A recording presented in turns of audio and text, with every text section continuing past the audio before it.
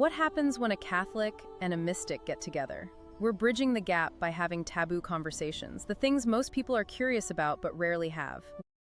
Welcome, everybody, to Divine Mysticism Podcast with Tasha and Renee. I'm Renee. It is so wonderful to be here with you. Tasha, how the heck are you? I'm good.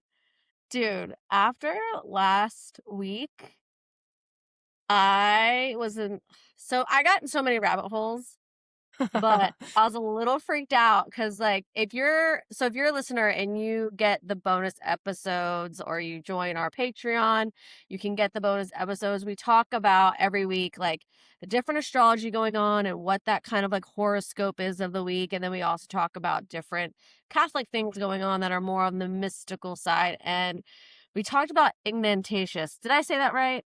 You said it's Ignatius. Ignatius. And I said that if there was a saint in the world out there, this was my husband for sure.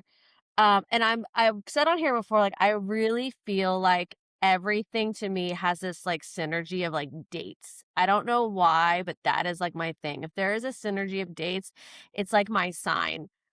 And after, I should have gotten more in the rabbit hole before we filmed it, but as I learned and we start talking about it, and then you were texting me things like who he was to Frank, it was just really odd because I started looking up the Jesuits because he had started the Jesuits. And the first day of the Jesuits was my husband's birthday. Oh my gosh. To me, is that's a needle in a haystack kind of thing. They signed it the day before, and the first actual day where they actually got to do whatever the Jesuit, their first actual. So every year the Jesuits celebrate their founding on September 27th and 28th. And that's Frank's birthday. Yeah. Oh my gosh. On top of he looked like him. He was a patron saint of loved to gamble, sword fighting. He wanted to be a knight. He had addictions that he quit at 26 years old. My husband quit his addictions at 26 years old. There was just and I know there was way more too. You have to watch the bonus, go back and watch the bonus episode of it. But even how they look it is not just the dates. She is completely correct when she's talking about the dates and the fact that these things have lined up in an eerie and unique way that cannot be ignored. Very weird. But when you look at the picture of Saint Ignatius and you know Frank, because I've seen Frank, I know Frank, they look so similar. Truly, they do. I know. Yeah. It was weird. I was like, oh my gosh, I don't know. It freaked me out. But yeah, when I saw that date, I was like, oh my gosh. And you had just texted me, saying something he wasn't him in a past life, but he was a follower or something of his that ended up this life is honoring. Yeah. Yes, they were together. I saw them together because after we got off the call, I usually jump in the shower and I'm getting ready for bed and I kind of wash the day away, but I'm kind of processing everything we've talked about. And also I tend to get downloads in the shower. My greatest downloads usually happen in the shower. In the car. It's because your consciousness shifts into a very relaxed state. And so that's the information can kind of just drop in. And I heard the name Marcos. And that was Frank, and that Marcos was Frank in that life. And he was very close to Saint Ignatius. And so I actually looked that up, and there was a Marcos and he was martyred. Oh my God. So I it's didn't interesting. text you and tell you because I wanted that. Yeah. He was martyred. I heard it in the shower. Yeah. No, there was a guy. He went out and he had, I guess, after they did this, they had to go out into the world and spread the Jesuits and get recruit. And he was one of them. And yeah, he was martyred. I had no idea. Frank kind of doesn't believe this. Did you really believe it? I'm like, what are the odds that this person looks like you, has all the things knights, you're obsessed, you literally became a freaking Knights of Columbus just so you could be knighted. You were literally the youngest one. It was all old men. I'm talking 60s, 70s, 80s. Yeah. These men were old. And there's Frank, 34, just because he wanted to be knighted. And then he made everybody call him sir. It was weird. Yeah, it's undeniable, the connection, for sure. So, but yeah, that guy was martyred. Poor Frank. Poor Marcos. Poor Frank. Poor Marcos. But yeah, I don't know what his like thing is, like what he's supposed to like do in this life when it comes to that, but I thought it was pretty cool. No, that is very cool. And you know what? We're just scratching the surface, sister. I'm sure that there is going to be more with that unveils over time, you know, because the deeper we go down this entire rabbit hole, we're going to start to see where things kind of overlap and intersect and parallel. And that's the joy of this work, is finding the deeper hidden information and bringing it to the surface. And so I and I have thought it juice. was also weird you text me that you watched the Da Vinci Code this week. And It was funny because on. I was like, oh my gosh, I just watched the Da Vinci Code. And I haven't Yeah, watched it it in was. years. I saw it. It was just like on live, and it had just started, and so I was like, well, I have to sit down and watch this now. Like, I was committed. Yeah. You know what I mean? But like, Yeah.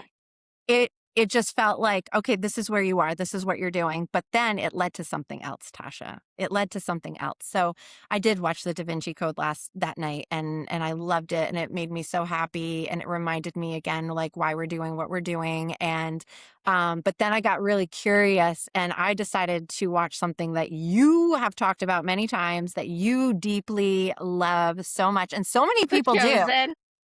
Which, yeah, I started watching it. It's How far are you in? okay. So I am Are you on obsessed? season 2, episode 4. Okay. Are you loving it so far? I really, really, really enjoy it. Like, I It's so good. really It's such enjoy a it. different. It's so different. Yeah. I mean, I mean, I feel like they're doing I mean, I'm only a couple seasons in now, you know, but I feel like they're doing a really good job portraying the different people. And I like the fact that, like, Jesus and his mother and the disciples these are all just kind of like normal people, you know, and the way that they're portraying the scenes and, you know, the settings. And I just feel very like I really like this show. Like, I watched an episode before, you know, we came on, because I just really wanted to. Like, this whole story that's unfolding is really beautiful. But I've always been a lover of Christ. Like, I've always loved the stories. I've always loved the miracles. Like, when I got into healing when I was a teenager, a lot of that was guided by Christ. And it's interesting because I left Catholicism to discover mysticism because I got really interested in energy. And now energy has brought me back to Jesus, because the way that I was taught about him when I was much younger is very different than what I know now. You know, it's like it's not just like he's creating all of these miracles and doing all of these extraordinary things, but like, a lot of it is very energetic and metaphysical, and a lot of it is alchemical and transmutative. And that is definitely like the world that I study. And so when he says in the book of John, you will do all I do and more, you know, that is the scripture that really took me down that rabbit hole of, if he can do this and I can do this, then I have to find out what's possible, and I have to find out how. But I never got that connection through the church or through what I was being taught in church. So I had to kind of go rogue and follow my own path. But I love it because Jesus was very rogue. You know, so where Jesus are was you in the season? Like, so what just happened? Mary just came. Oh, the last episode, he healed a bunch of people in Samaria. So there was a line of people, and then eventually, so there were like, you did the Samaritan woman. Yes, I already got through that one. love The that Samaritan part. woman. Oh my I love gosh, I her. She love was that just like, right. But can you share the story about your favorite story? Share the story really quick before we get into our episode about the woman at the well. Because I just watched that episode. I just watched that episode yesterday. Yeah. So, paraphrasing here for all the people who are super, you know, whatever in the Bible. But the woman at the well is a Samaritan woman is at the well, and at certain times you had to go at certain times of the day because you couldn't be there when other people were there. So you kind of had to like sneak if you were a Samaritan, sneak there.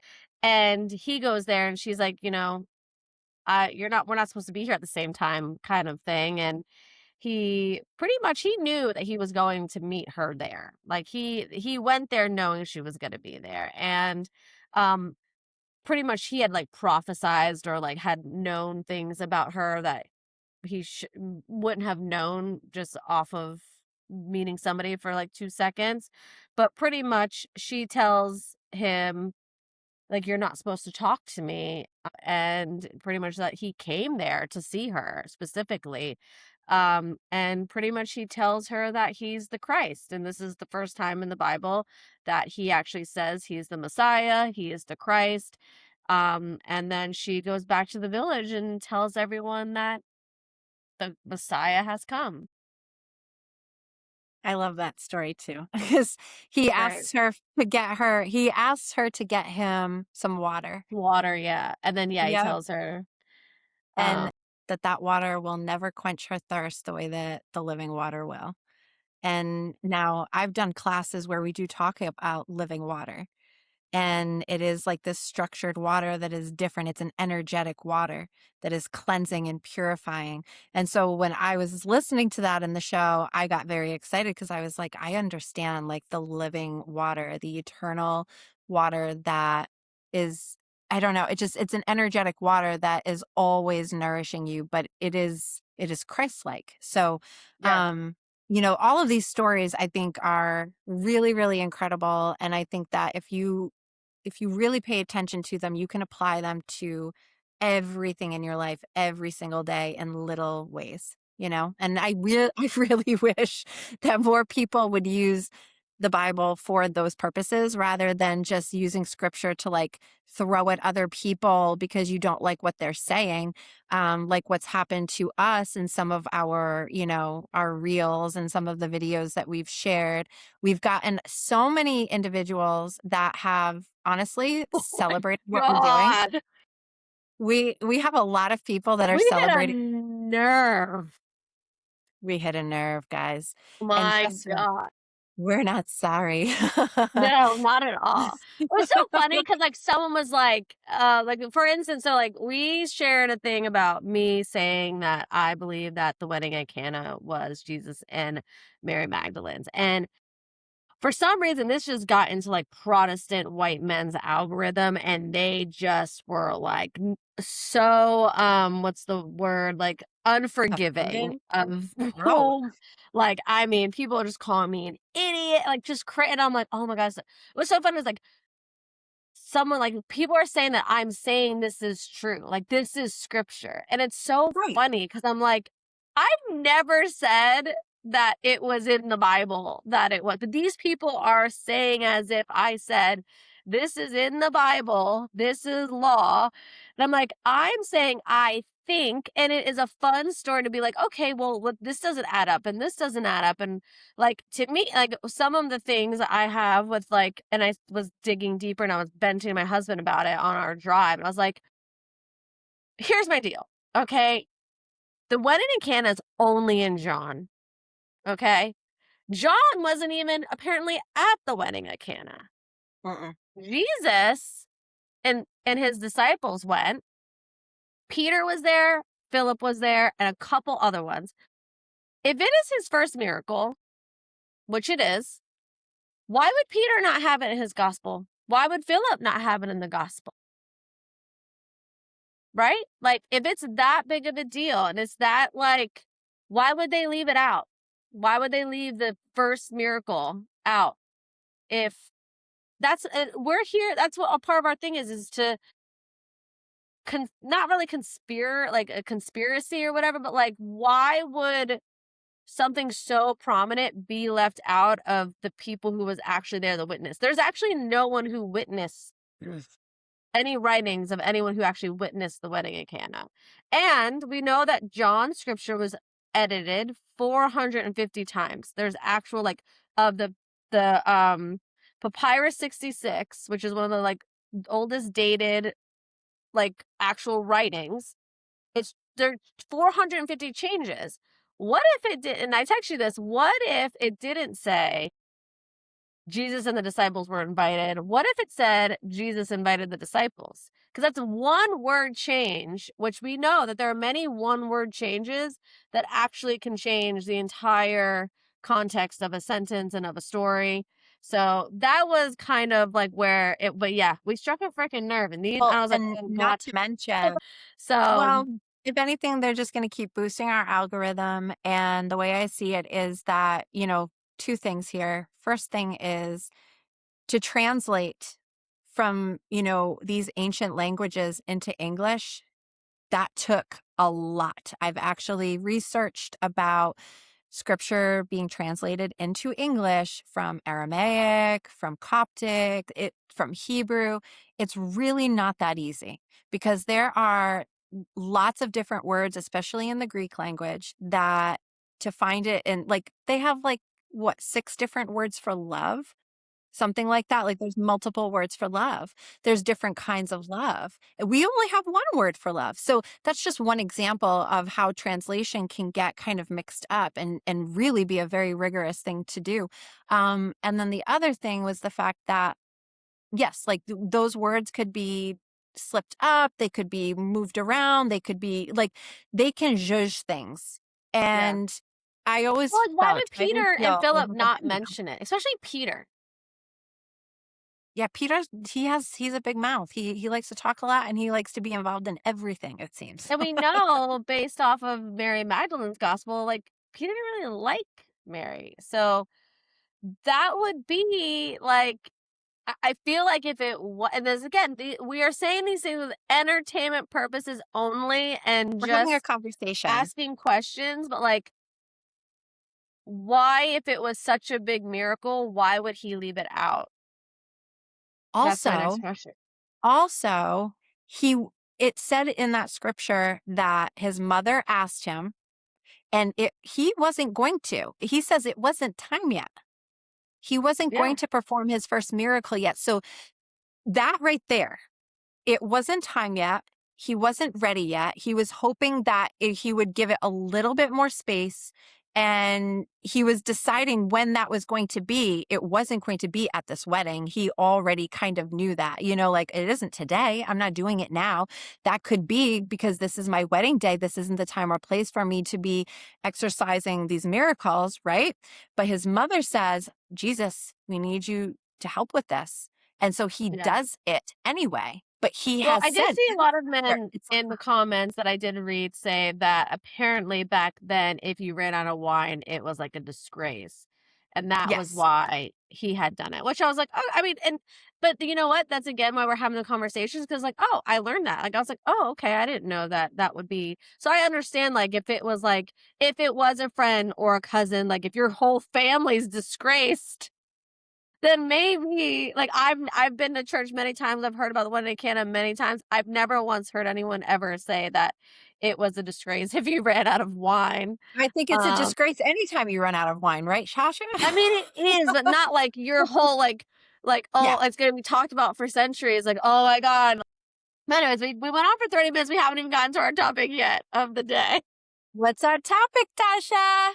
So it is starting to get closer to fall, but in the middle of August is the Assumption of Mary. And so after last week, Lumasad, we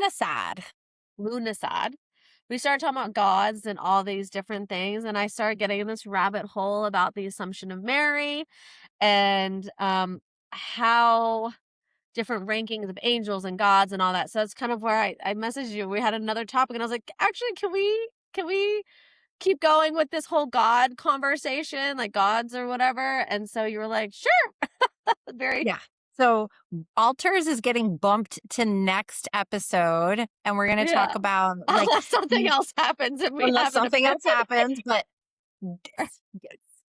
but it's like, how does one become deified? Right. And now from like the realms of paganism versus the realms of Christianity, because within Christianity, there are people who have been deified, right? Would you say, Yeah. or ascended I mean, there's to? some people who think that Jesus is only a deity and not the Son of God. Yeah. I mean, I see him as an ascended master, which is a very, very, very high rank. It like a very high rank. Ascended masters basically, they incarnate multiple times to change the world. And their last incarnation is the one that really changes the world. They have to, their sacrifices, and there are so many things that go along with this journey, but then they ascend as a master. But Okay. Buddha is an ascended master. Kuan Yin is an ascended master. There's multiple ascended masters. Count Saint Germain is an ascended master. And so with Assumption though, like Now, I'm does not that like actually ascended familiar. master? Does that mean like when they die, they ascend to like to the Yes, heavens? Because yes, that because we know Jesus ascended, and I actually was looking this up, like the differences between like so Jesus ascended, which means that like he was raised to the heavens by his own accord, which is because he is God, right? He's part God. And as Catholics we believe he is God. right. Mary assumed into heaven, and we'll get into some fun stories about that, but pretty much there's a lot of art depicted that four angels came and took her to heaven. So she didn't do it on her own accord. It was done for her by God. So God sent four angels down, they come and get her, and they lift her up to heaven. Now there's two other people in the Bible who were what we say taken by God, and that is Enoch and Elijah. Now Elijah was kind of like they say it make it sound like he like was ripped to heaven kind of thing. Like it was very quick. So we know in Revelations Jesus will come back on a white horse. But he's gonna come back on a white horse and like pretty much like save his people. But Elijah and Enoch, and I actually was listening to his podcast yesterday, it's Sean Ryan's show. I was Father Ripperberger or something like that. He was saying that Elijah and Enoch are actually supposed to come back and fight the Antichrist, and then they will actually lose, and then it will actually take Jesus to come to actually get rid of the Antichrist. So that whoever Does the he mention Antichrist is. does he mention it as Enoch, or does he mention him as Metatron? Because as the No, in the angelic Catholic faith, celestial we fledge, don't. he is Metatron. Yeah, in the Catholic faith, we don't mention him as like Metatron. Metatron, yeah. I don't even know if they even really. No, they consider him an angel. I don't know if they really consider him. No, they do, right? Because it is the. I don't know. Maybe they do. Or, it might not be. It might be more of a, I guess, like a pagan thing to think that he's. But I don't know. I'm not sure. But I know that Enoch and Elijah are supposed to come back, which would make sense. He would be like an archangel. Is that right? Is that what Metatron is an Yep. archangel? Yep, he actually is the angel of dimensions and doorways and portals and sacred geometry. Okay. So how it was explained on this podcast I was listening to yesterday, which is great because it was like 3 hours. It was really great. The whole podcast talks about the hierarchy of angels, and that every angel, not everyone has a guardian angel. And then above that are the archangels, and every archangel has a specific job, right? So there's like Gabriel, there's Raphael, there's Michael. And then yeah, there's I guess Metatron or Enoch, who becomes I think an archangel. And so yeah, he's like geometry and whatnot. Like they each have their own job, and then above that, and then obviously he talks about like the seraphims at the very, very top. There's one under the seraphims. Dominion? Is that this? Huh? Dominion? I'm not sure. There's But cherubim, that's dominion. it. The cherubim, that's the one that's underneath the seraphim. Yeah. So I really am like so interested in this kind of topic of like how these different people become certain things. And he was saying that you can kind of get in these different levels, and it's whatever he said, it was like based off of the knowledge that God allows you to have as well as your love for God. So like the seraphim's job is just to love God. And then that's it. Like it's just like everything he does is great. And They just go around singing, holy, holy, holy. yeah, holy, hallelujah, all that. Yeah, they just praise him Yeah, all day long. Adonai, Adonai, Adonai, Sebayot. Yeah. So but so the Assumption of Mary, there's a couple different stories that I've found. about it, because again, we're not theologians and it's not in the Bible. This is a very Catholic view of the Assumption of Mary. This is not any other religion's view on what happened to Mary. But pretty much what one of the stories was is that Mary knew it was her time, like an angel or somebody came and told her, okay, like you don't have much time left. And Peter gathered all the disciples and kind of brought them to kind of be with her till she passed away. They put her in a tomb. A couple days later, they go back. The cloth is there and she's gone. Now, there is a part in the story where there was one disciple that was not there, and that was Thomas. And so there's this girdle of Mary. So pretty much like when Mary passed, Thomas got visited from her, and something about like she like gave this girdle or her belt to him and said like, that she was going to heaven, and that's how he kind of knew that she was no longer here, was because she visited him, gave him her girdle or her belt or whatever, but it said girdle. It's like the girdle of Mary. But anyway, so there was these four, like, where she lived without her days with John, and it kind of was never really spoken of. There was no remains of hers. There aren't really any relics of hers. She was just kind of, that was it. Like, it was gone, which is very weird, because you would think if she lived in a certain house, it's called a thesis. It's like the town is like, yeah, she had a home. So like, where did all the things go? Like, where did all her stuff go? How did it not get distributed? And like, this is the Virgin Mary we're talking about. Well, she had other children too. Well, so Catholic, so what they call it, dogma. Dogma doesn't teach that there was any other children. So in the Catholic faith, we don't believe that there were actual other children. I'm not sure what I believe. I kind of could see both sides of it, and she could have had other children maybe after Jesus or not. There's some people who think that John was Jesus's brother. Then there are other people who think that John was his cousin. We know James was a cousin. So like, there's not really like a definitive of what, if there were or weren't other siblings. But apparently the way that Catholic dogma goes is that Mary lived out her days with John. That's where, like, John and Mary, John was the only disciple that was at the crucifixion. He said, behold your mother, behold your son. And that was kind of like signing off that like John needed to take care of her for the rest of the days. So, and I don't think I think it was more of a metaphorical brother, because other than, I don't know, I am my brother's keeper. No, it feels like that. It feels like they were just very close, and he would want to take care of her because of who she was, and just knowing her sacredness and knowing that she was the mother of Jesus. Like, but like, that if feels. but if all the disciples are there, it's just weird that none of her things became relics, and they didn't like hold them close or anything. So there's no known artifacts. But years later, there was this psychic nun. That's what I'm gonna call her. And what's really crazy is her name was Anne Catherine Emmerich, which was weird because Anne, and then my patron saint is Saint Catherine of Bologna.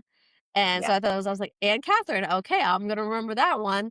And so she actually got a vision of Mary's house and went there, and it was just four walls, there was no roof. And then I guess people didn't believe her that it was Mary's house.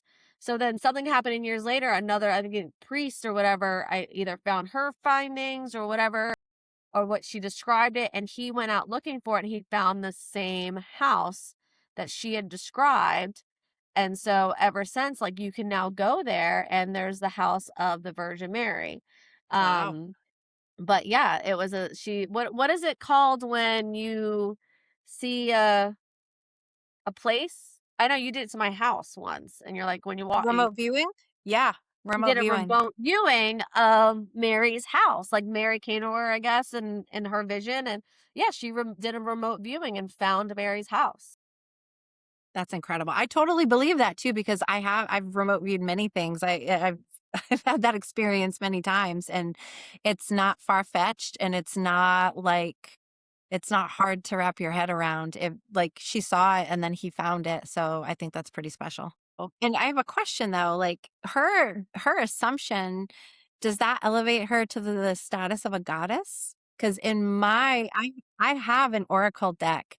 Well, I have many oracle decks, but one of them is my goddess oracle, and Mother Mary is in the goddess oracle, and she's the goddess of miracles. So, Yes, no, I'm just that's what curious. I'm saying. Like, so yeah, if you get assumed, you now are of like God and angel status. I don't know what like level you're in terms. I think that if you're, I want to say that what he said yesterday, this father who's a exorcist expert. I think you're above the seraphim if you are Mary or Jesus or Elijah or I know Jesus is above the seraphim, but there's like different places that I guess you could be depending on. I had to look more into what actual Catholic dogma says um on where their rankings are, but yes, you are now like of angel and gods, like a goddess type status. I mean, obviously we don't call it gods. You're mostly just like a saint, but like I guess like certain saints get in certain levels depending on and they say like your levels are based off of how much knowledge God allows you to have. So, and then when we all get to heaven, like I could have a certain level of knowledge more than another person, or another person have more knowledge than me. I'll be able to know all of my own knowledge, but like I'll be able to see that other people have higher knowledge than I have, but I won't be able to see their knowledge. Do you access higher knowledge while you're there? Or do Well, I you guess when stay? you like it's kind of explaining that like once you get to heaven, like you're gonna have all the knowledge that you're meant to have. And then there are certain people who have more or like I mean souls that have more knowledge than you, and then you'll have more knowledge than some other people. So depending on that knowledge is based off of your level of holiness and love for God.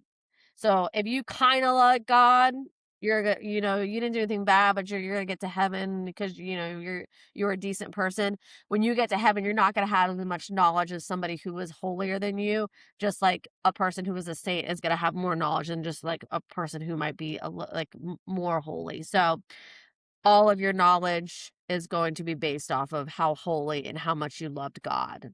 And you're going to be gifted that knowledge based off of what level you are, I guess, assigned by God when you get to heaven. Hmm, But you okay. still get to, but like, it's not like with the hierarchy, it's not like you don't get to interact with other people of different levels. Like, you're not like cut off, like, oh, I can't talk to you because you're this level. Like, so I could be a certain level and you could be a certain level. And we might be on different levels, but we still get to engage. You just like might have more knowledge than me, or I could have more knowledge than you, but assigned when you go to heaven.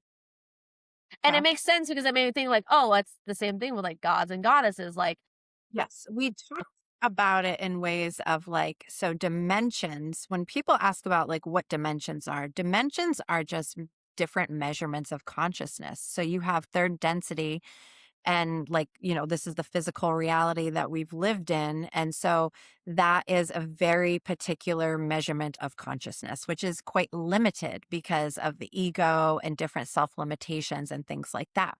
You can't see where you're caging yourself in because you're so connected to the physicality of what's around you. However, fourth dimension, it's like you don't even stay at fourth dimension. You have to like punch through fourth dimension to get to fifth dimension, which is Christ light unity consciousness. And that dimension means that you are not thinking in terms of separation. You are thinking of oneness. You are merging the masculine, feminine in the most balanced way. Like, it's a beautiful, like, we're on our way to fifth dimension because we are ascending in consciousness. And so when you start getting up into those much higher dimensions where, deities, guides, elders, ascended masters, angels, all of these beings live. I mean, we're talking about animal kingdom as well, like spirits there. dude, he was talking about animals yesterday. Animals too. I know there's some people Well, I'm saying, that like, I feel like it's kind not of all the same thing because it's like saying, like, well, there's certain like that there's like levels all the way from like angels down to humans down to yes, animals. Like God really made this whole hierarchy from like God all the way down to a mineral kingdom, amoeba. Like, vegetation. yeah.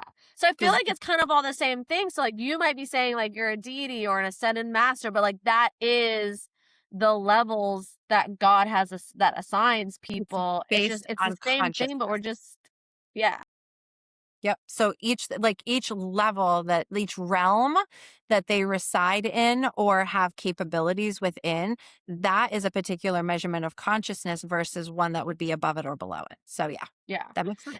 And Sean Ryan actually asked like about dimensions, and he's like, well, dimensions are places like in your like your consciousness, like you said, like Yes. so like when you he says when you pass, you're not going through a different dimension. No. You're like right. So like that's and so they kind of you're gonna have to listen to it. It's a really good podcast of like just like how but I was like, this is all to me like sounds like it's all the same thing.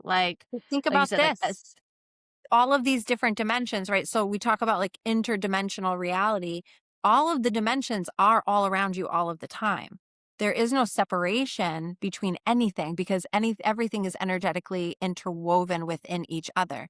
And especially if you are connecting through light, like consciousness, all of these different things kind of pull in together. Like there's a significance to light and to consciousness and all of these interdimensional realities, and they all exist around you, but you don't have access to all of them, but most of them have access to you, because you can't yeah, determine what is in like a seventh dimension reality that's around you. So it could be like, a deity or something, some sort of ascended light being that is in the seventh dimension and it's around you, but you can't perceive it because your consciousness can only take you so far. right. So like go through the different levels of like you said, like ascended masters, and like what's the difference between like the hierarchies or like the I guess the parallels of like other I guess like religious like Greek mythology and like Egyptian, and then there's like obviously like you have like in Hindu and stuff like so like how do they all intertwine together, I guess? So at the most basic level, we have like vegetation, mineral kingdom, animal kingdom, humans. Then we have spirit guides. Well, no, then we have spirit, which is like people who have crossed over. So loved ones in spirit, people who were once human now crossing over into spirit. So that Mm. is a dimension because they are not at And the is that same level different as like a deity. than like your guardian angel, or is that like two Yeah, that's different? different. Okay. So you have human spirit who have crossed over. Then you have spirit guide who are people like it's spirit who has like lived many lives. And so like my grandmother when she passed away in 2017, she became a guide of mine and I know it. Like I knew it when it happened. I felt it. She's with me a lot. Other psychics have also said it like, oh, you have a grandmother for a guide, right? Like, I'm like, I know. And I'm very lucky to have her because we were very, very close. But like, she's not just a loved one in spirit like my grandfather is. She's actually graduated. She doesn't have to incarnate anymore. She's done. Okay. But she's not going to be an ascended master And how because do you know if somebody's like done all their lives? they become a guide. And there's a difference. So I have a client whose husband passed away a year ago. When he passed away, he visited a couple of times and I could feel him. I actually had a couple of dreams about him. And then all of a sudden it was like, whoosh, he was gone. Like he That's was how my not, sister was. it was just so Oh, strange, right? yeah. But then It getting is because closer it's like to it, it's hard. It's like constant, and then it just goes away, and nothing yeah, ever it's like, happened ever again. it just whoosh, it just goes. Yeah. And so she was like, why is this happening? Like I'm not feeling him around me. And she's in grief. So she's feeling like, How what long? happened? Do you know how long? It was about a year. It was about a year. Okay. Then he comes back and he started making himself known to her. But I had told her, I said, there is something very different about his energy. I said, this does not feel like a traditional human who crossed into spirit to me and is in the spirit realm right now. This feels like he graduated to something. He ascended to a new level of being. And I'm like, I could feel it because I talk to spirit a lot. And there's a very particular vibration to it. He was more elevated than that. And when, like, I never talked to human spirits, I talked to angels when I was growing up. Like, my consciousness did not go to the next relatable realm or dimension. Mm. My consciousness went went all the way to the top because I could communicate with deities and I could communicate with ascended masters and angels. Those were the first beings I ever communicated with. And See, I then, don't communicate anything. Like, I wouldn't even, I like don't even understand how all that even would work. I just wait for them to communicate with me. Like, I'm well, like, and that's, if they yeah, want to talk to me, they can come give me some sort of, and that's where like I look for like those synergies of like dates and times and things, and then, like after someone passes, like a lot of like ghosty things happen. But other than that, like I don't know. Like I mean, me and my um husband and my dad and my father are talking about this, how like about hearing like other voices. And, like you hear, like, I've heard, mine, I hear, if I do hear it as a guy, usually there's been times where I hear him say, like, stop, or mhm, like, like, usually it's very startling. Um, and it's more like reaction or whatnot. Most of the getting other a high things are like pitch. gut felt, but I don't hear like other things in my, I guess, head or whatever, for the most part. A lot of the Or I don't know. ways I feel like when they were coming to me, I saw them first. And it would be like in my mind's eye, or I would get a feeling. And I don't know, I feel like I would just have conversations with them in my head. I didn't realize what I was doing. And so even when I started developing my gifts as a healer, because like I said, that was like the first modalities that I really worked with was healing modalities. I never, ever, ever considered myself a psychic medium because of the fact that I wasn't communicating with human deceased spirit. I didn't know that first of all, to anybody who is wondering about this, to be a medium you are a medium between different different energies and consciousness. Okay. So you Yeah. can be a medium and be a healer. And because you're a medium where you are channeling a high vibration of spiritual energy to pass through you into the recipient. That is a medium. Okay, so you're a bridge. A medium is a bridge. You can also be a medium if you are communicating with angels, ascended masters, deities, spirit guides, um, guardians, elders, masters, like it doesn't matter. That is all mediumship. It is all you are the channel, the mouthpiece, and the vessel that goes between the two worlds, the seen and the unseen. And so, like, I didn't realize that I was a medium because I didn't think there was anything special about what I was doing. And I think that because of the sensationalization of this work on television and in movies, a lot of times people get confused that all of a sudden they're going to be walking through their room and a spirit's just going to be there and like, hey, how are you? And it's like, it, Yeah. it, it can, because that's what happened to you and your sister, but that is Yeah. not, But now that I is feel like not that's the typical. ultimate. Like, if I Yeah. don't see you, which I've seen two face ones and one like hair and everything, to me, like that's what it's gotta be now. Like except for the one instance with my ex's brother, he was actually the only one who's ever I felt like I was talking to in my head. Um to a point where I was able to, like, give a message. Yeah. But I guess, like, we did their mediumship class, and there was that one time where there was the guy, and it was, I think it's, like, a dad that passed away, and I had heard a name, and I don't remember who it was that was in the class, but it was, like, the girl's daughter or his daughter. It was, like, maybe the sister or something, and that was, like, the actual name, and I was like, "Oh, that was weird." But, Yeah. like, other than that, like, that I can just get, like, one word or something, but Yeah, but no, that's what happened when Kaden, my daughter, told me that she was having the dream of the woman in white. And I was like, let me listen for the name, because it's just something that I've gotten very used to. And I heard Malachiah. And I was like, Malachiah, but she knew it. It was crazy. It was like she knew. And I know that she's a medium, and I know that you're a medium. And I know that there's a lot of people out there that are mediums, and they don't realize it because they think it's supposed to look like something that's on TV or in a movie. And it's really not so much like that. It's actually very subtle.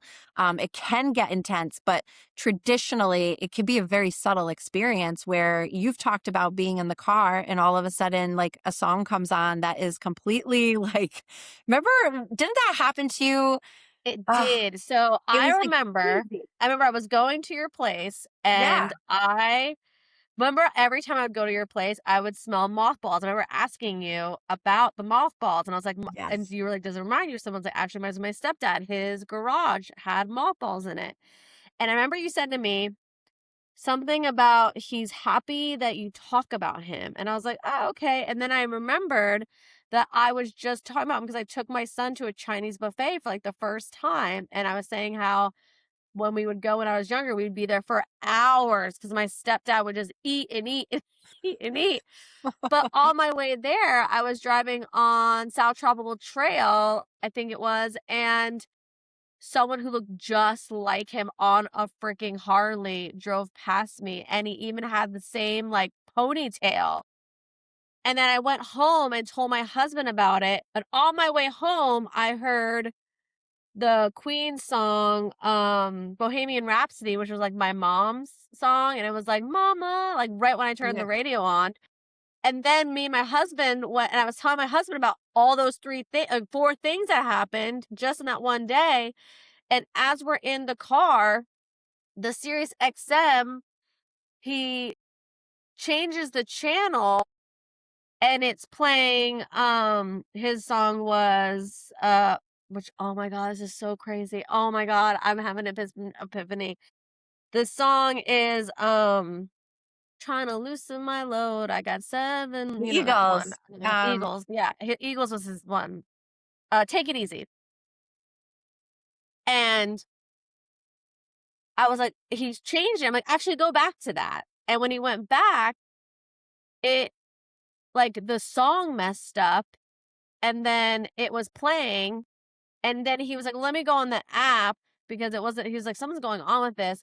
On the app, the song that was actually really playing on that channel was a completely different song. But that's the song that was playing on that channel. But it like started like glitching a little bit, and then it was like, that's weird. And it goes on the app, and the app is playing a whole different song than what the Sirius radio satellite was playing. Yeah, but this is why I say like spirit is everywhere. Spirit is a part of us. But like energy, it's all energy. It's all Yeah. energy, and we're all connected through energy. The difference is that we embody a beautiful vessel to support us in expressing our soul, our mind, our heart, all these different aspects to who we are. That's the only difference. They just don't have the vessel anymore, but they are here. And it's not like sinful or bad or evil to acknowledge them, because I believe that there is still a beautiful interconnectedness between these worlds. The only difference is the physicality. And I know that scares people because Yeah. I've encountered many people who feel terrified of this. And I am always confused by that, because let me tell you, I think that living, breathing people are far scarier than any spirit I have ever encountered. You know what I mean? Yeah. Like a beautiful spirit who's playing a song of like something you remember from a part of your life, or little things that show up, a bird, a feather, a quarter. Like there's all these different ways that spirit communicates with us. Like there are human beings on this planet that are living and breathing, and they do really unkind things every day. Yeah. That is scary to me, the unpredictability of a Well, human because being. it's I feel like because it's like the fighting of souls, right? Like a lot of times, like in the Catholic religion, we definitely are big advocates of like there's like this fight between like good and evil. And so the ultimate goal of like the devil and demons and Satan is to try to, get your soul to go to their side. It's like this tug of war. And so you constantly are, you have these situations and these people that come into your life that are trying to either like pull you into the devil's side. And then, especially that's why they say, like, if you go back to church, the devil's coming for you. Like Satan's not giving you up without a fight. And if you think that you're like, you know what? I'm tired of drinking, or I'm tired of doing these things, or I'm tired of living this certain life. The idea is that they keep you into these things so that way it keeps you away from God. And the closer to God you get, the more the devil tries to pull you back, because it's a fight for your soul in the end. And so that's why I feel like being on earth is definitely scarier than being, because like once you are on the good side and you cross over, like that's it.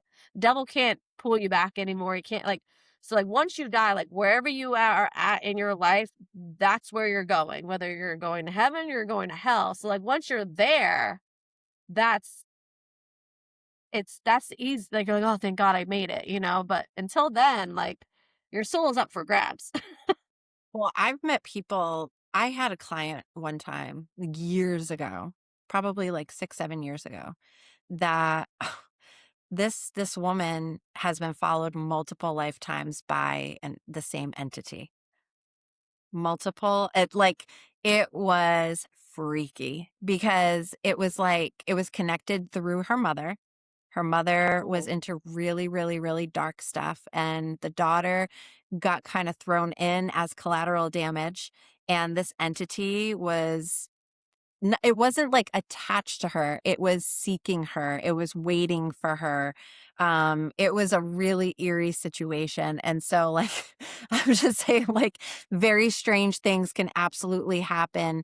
Especially when people are intentionally doing dark things. I feel like the thing that you really have to take care of in order to keep yourself clean is you have to keep yourself clean. There's spiritual hygiene here. The more that you anchor into the light, you are going to have to face all of your own inner demons, your own inner shadows, the things that tether you to your ego, and the gripping and the darkness, and the parts of you that want to blame and be victimized and all of these things, right? Like, because you have to clean this up. And that is not an easy process, to anchor into the light and say that I'm going to allow myself to be raised in consciousness here to elevate my soul and my spirit for this, because everything of this plane is going to challenge you and beyond into other dimensions. So it's a very, like, this whole, the spirit world, the physical world, like, there are so many different things that are going on between both of them, and they all intersect. But there is beauty in it. And there's also, not so good stuff too. So you have to Yeah. also be very discerning of that. And I think So, that like a lot of people worry that like if you're not good, that automatically means that you're gonna go to hell or be with demons. I think that you have to really like sell your soul to the devil for that to happen. I think that if you're like, like, I feel like I know a lot of people, and as Catholic, we're not supposed to believe in reincarnation. I do. I think that there are many incidences that prove reincarnation. I think that what happens is that God says, like, okay, like, you can't, I don't feel like your soul can learn everything in one life. I really don't. Like no, everything that you need, like if there's this hierarchy of like gods and souls. angels and all this different stuff, and it's based off of your knowledge, like, if especially, like, I'm sure there's some sort of, like, soul promotion where you're like, "You know what? If I give up now, this is the rank I'm gonna be. But if I go back, I could learn more, and then I could go up to this rank." Like, that's kind of where I kind of feel like that might happen, where you're like, you could stay at this rank. Well, let me ask you this. How do you feel like you've met people that are baby souls? Because I sure 100%. That's do. how, like, where, like, the old term, like, old soul. Like, if you don't believe in reincarnation, you can't say someone's an old soul. And I hear this a lot, especially like Catholics. I've heard so many Catholic women say, "Oh, you're an old soul." Like, where did that come from? That came from because I think that there are like certain lessons that you have to, do. And I've heard people, even like some of your classes, that say like they, killed their like mother in a past life or a sibling or something. And like or their sibling was their mother in past life and they killed the mother or something. And I'm like, oh my gosh, this is crazy. But like, My father had me killed. I have a memory of being burned in England at the stake. I was in a hypnosis. I've always felt it, but I saw it really clearly in the hypnosis. And I'm crying in the hypnosis because I'm just so devastated. What happened was, um, my husband sold me out to the church because and he was my that's husband. why you don't like the Catholic Church. You got like old past life Well, I got a trauma. lot of stuff going on there, but when I look out to the crowd as I'm burning, screaming and crying, I see the person in the distance who is my husband is my dad in this life. Okay. And I've told you things, about my dad in this life. And it's just very interesting thing because, um, the relationship that we have, I believe that there are lessons to be learned here. I don't necessarily feel like some of those lessons are being learned. And so we might have to come back and Oh, do you're this gonna have to again. do it again? I don't know if I'm going to have to. I feel like I'm really trying very hard. And then my mother was in I my don't know. most You're recent probably gonna life. have to, because if there's a lesson you probably had to learn, like I only you're have gonna one have to life learn to left. forgive him in this life or something. I If you forgive haven't, him.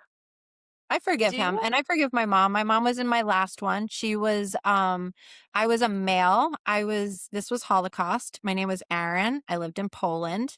The next door neighbor, she was female. We had a bit of a relationship together. She sold me out to the Nazis. My parents were killed. I was taken away and I was put And you in were a Jewish, concentration. or Yeah, I was Jewish. I remember the have you concentration found camp. this have you found the people like pictures and stuff? I Or you're I shocked? know it was Auschwitz, and I know that I tried escaping and they tortured me. They killed me, they executed me, they shot me in the head. I felt it, I saw it, the whole thing in my hypnosis. It was terrible. It was terrible. And I eventually met somebody that I remembered from the camp, like in this life. And because I met the person, I did a reading. This person called me for a reading. The person comes in and I'm reading for him. And I'm like, I know you. Like, you were on the floor with me in the concentration camp. We were trying to huddle up because we were freezing. It was November. It was cold. We hadn't eaten in days. We had nothing on our feet. We were wearing just rags. It was terrible. We were crying, but like, I met him. I never met him before. As soon as I saw him and we started talking, I had flashbacks of that moment. But my mom was Crazy. the woman that I was dating in that life. And That's so so, weird to think like you're like married to your dad and dating your mom as a woman. but I came back to clean this up because Yeah, you got a lot of work to do, my I only friend. have one life left. I was told I only have one left and then I graduate after this one. Yeah. I wonder if I have So another life left, because I mean, we've had lives together. we've had a lot of we've had a lot. There's two that I We know never of for slept sure. together, right? Huh? What? We never slept together, right? I don't think so. Not in this life. I don't know. But there's a chance, not in this life, but there's a chance that we could have had a relationship. Nobody knows if you're asking. We have not slept together in this life. But that doesn't mean that we haven't had People a want to relationship know. in another life. So I've seen us as the Beguines in Yeah, France. the I've seen movies. us as Marie Antoinette and Marie de Lamballe. Mhm. And then I have some other feelings Frank as does not believe I was Marie Antoinette, by the way. who doesn't? Your husband? Yeah, he doesn't believe any of this Well, of stuff. course not. He doesn't even believe that Yeah, he was, Ignatius's friend Marcos. So that we'll was just need to martyred, give him by the time. way. He needs I to mean, I don't know process. if I believe I was Marie Antoinette in a past life, because I feel like that's so far-fetched. Like, I would think that maybe she was done with her lives, but, like, I know that you say that a lot of times there's, like you said, like, strings attached to, like, Yes. certain, ways, Yes. yeah. They're like extensions of consciousness, fragments of consciousness. Like Yeah. there could be multiple people on this earth that feel that they were Marie Antoinette. There could be multiple people on this earth that feel they were I Marilyn feel like I Monroe. won't know until I go to Versailles.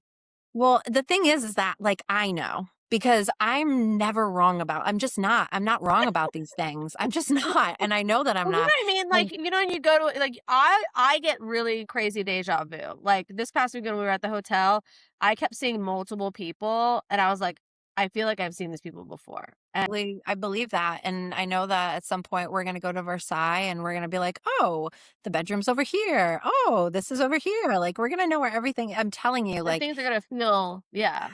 I've But seen it too vividly in my mind's eye, and I have felt it in my body too strongly to like just be like, oh, it's nothing. It's just a silly thought. No, it's not. So yeah.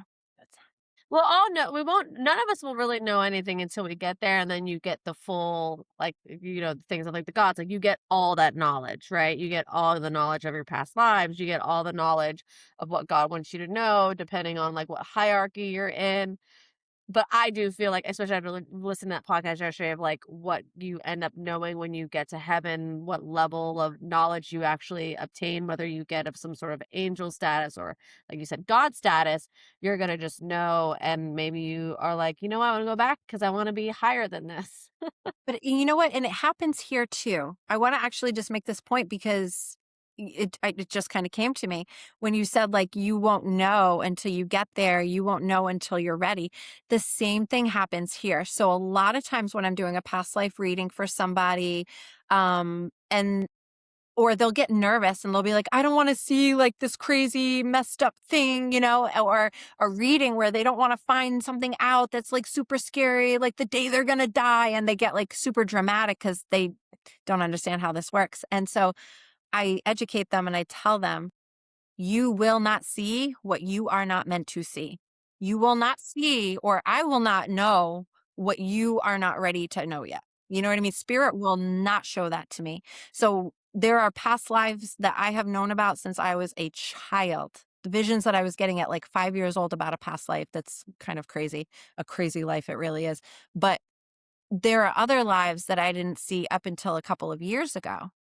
Why? Because I wasn't ready to. Yeah. So it's like the information reveals itself when you are ready to receive that information. And so that is a very like spirit consciousness thing. Like God will not show you what you cannot handle seeing. Handle. Yeah. Right. So it's like when people come in and they want to know things but they're like, but I don't want to know the day I'm going to die. I'm like, if God is not wanting you to know that information, like that is not the information that is going to come up today. Like, don't worry about it. Yeah. Like I don't I'm think not, God's I'm gonna. not here to do that for you. I'm not here to like tell you the horrible thing that's going to happen in your life that kills you. But that tends to be the thing that people are afraid of the most. So it's kind of one of those things that I have to just educate. Like spirit will only show you what you are ready to see. And this is the same thing, as above and so below. If that's the way it is here, then that's the way it's got to be there too.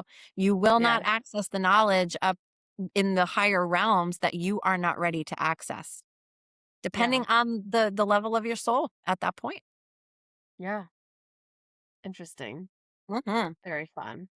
Well, this kind of went on a tangent because we were going to just talk about gods and then we kind of that's the beauty of this podcast. You just really never going to know where this conversation Nope. takes you in terms of, your life. And we'll probably have to do more on gods and goddesses and levels. And, I have a lot more research, obviously, to do on these But we different have a lot subjects. more to talk about in this subject. And this will be like the Assumption of Mary, gods and stuff. Yeah. Gods and ranting. But But it was yeah, I really thought it was very good. I think we interesting talked of about this. how these different elements and gods and all these different things are. And I was thinking the intertwining of, if we pass on and we have this certain knowledge that God gives us, is that what ends up making, what we call a god or a goddess, and maybe that term gets kind of misconstrued off of modern religion, that when you say something's a god or a goddess, like you're like, oh, you're doing blasphemy or you're going against God. It's like, well, that's just the term that we have called it because our vocabulary is so limited. we don't know all these different elements when we get to heaven. Well, also, when we get into those higher realms, especially like angelic orders and stuff, they oversee like planets, like whole different areas of the universe. You know what I mean? And so Yeah. like angels will rule over different birth months, different days of the week, different like like different countries. Like it's kind of crazy when you really start getting into angelic lore. Oh my Uh, gosh, he starts the priest said that yesterday about how there's like an angel for like a corporation could have an angel if it's yes. big enough. And Yep. yeah, like countries and states and like so you have a guardian angel, but then yeah, like you could have a angel of your corporate or your government or your even just your village. Yes. We don't know. That's Oh why no. we're here. We just talking and having conversation and asking Just questions and yeah, just we'll having a know when we very get up healthy there. conversation, contemplating things, you know, as such. These crazy people. But that it is crazy because like I had shared something earlier on Facebook and I had said that us having conversations and contemplating different things, all it does is make people nervous because they've gotten so comfortable within their own framework, and anything that compromises that, they they freak out. You know, like Yeah. it can't be. It can't be. It can't be. It can't be. And it's like, but you don't know. You're just saying that this is what you believe and that's fine, but use those words. This is what I believe. This is what I was taught. This is what I was raised to think. Don't come at us like we're wrong. We didn't say that you were wrong. We're having a conversation. We're not pinning people against each other. We're not trying to create this, you know, monstrosity of spirituality. Spirituality is very subjective, and the Bible is very subjective. It is highly metaphorical.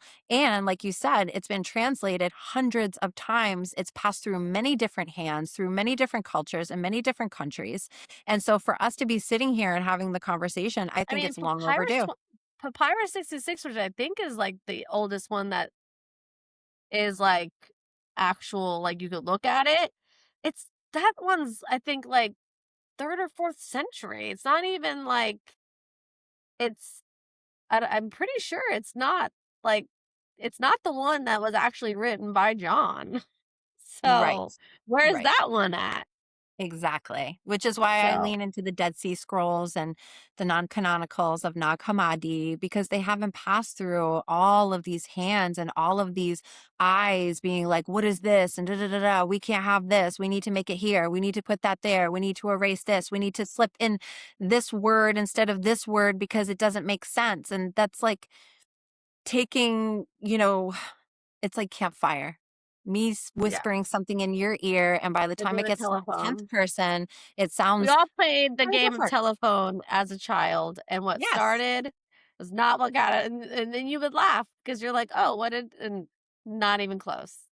Except now we're So, talking about like the morality of one's soul, and you know, like at least telephone was fun. Like this is, people take this very seriously. People have started so many wars in the name of God and killed in the name of God and taken over civilizations in the name of God. And it's like, why? Why is all of this happening in the name of God? I just I feel don't like when we look at Jesus in the New Testament and the things like this is just what I really appreciate is there's so much kindness and goodness and love and patience and presence and like connection. Like it's all about like this interconnectedness where we are taking down the walls between people. Alright, well, next week we will most likely talk about altars unless something crazy happens and one of us gets an epiphany and we end up changing it. Because like, we can always, we have a good couple weeks to but as far as I know, there's nothing else, Renee. I haven't but who knows what rabbit hole I get into when I start getting in my bath. I, like, Altars lay it is there and eventually coming. it's happening. It's gonna happen, so alright, well, till next time. Till next time. Bye. Alright, oh, make sure to subscribe, join our Oh yes. Patreon. Forget. Yes, all those things. Like, follow, whatever, comment. Bye. Bye.